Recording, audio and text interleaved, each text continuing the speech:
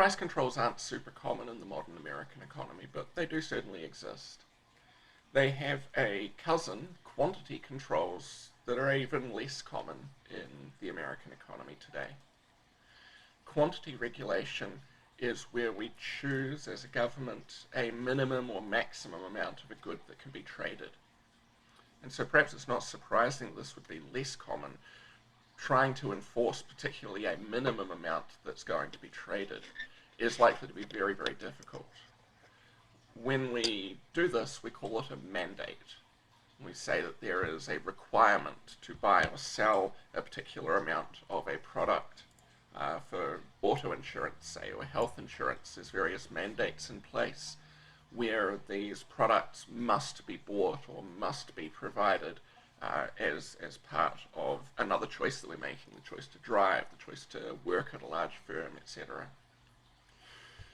And so that's then an example of a minimum amount that might be sold, and that's a mandate. We can have a maximum amount that can be traded as well. We call that a quota, and that's a little bit more common, but still not super common. There's certain professions, for example, where you need to have a license in order to operate in that profession.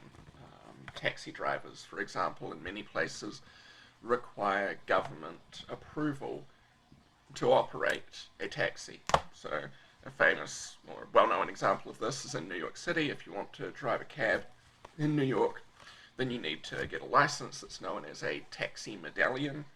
These used to be very, very expensive.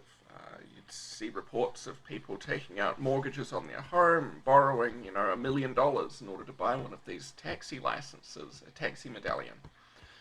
Unfortunately for those taxi drivers in the last decade or so, there's been a big change in the market that has tanked the price of those taxi medallions. It's not going to be that surprising to you that it's ride-sharing, so Uber and Lyft, etc. And this has dramatically decreased the value of these taxi medallions. So there's a lot of taxi drivers who had taken out these big loans that now have been kind of screwed over by this.